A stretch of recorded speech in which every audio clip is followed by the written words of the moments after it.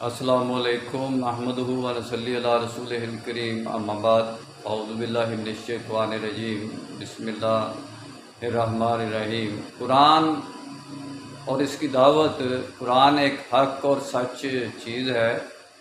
اس کے بارے میں ڈیٹیل سے ٹاپک چلتے رہیں گے، حق اور سچ کیا ہے۔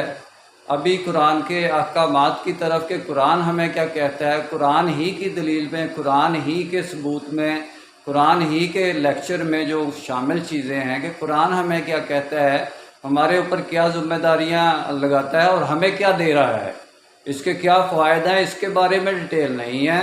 ابھی تو قرآن صفائی دے رہا ہے کہ میں ایک کتاب حق ہوں، ایک سچ ہوں، ایک ایک نشانی ہوں، ایک یعنی کہ ایسی حدیث ہوں، فبأي حدیث بعد یؤمنون۔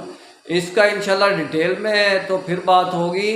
ابھی یہ پارٹ 1 ہے، قرآن حق سچ کا پارٹ 1 ہے، انشاءاللہ اس کے بعد پھر پارٹ 2 ہوگا، پھر اس طرح کر کے پارٹ وائز اس کو اسٹڈی کیا جائے گا، پورا دورہ قرآن ہوگا۔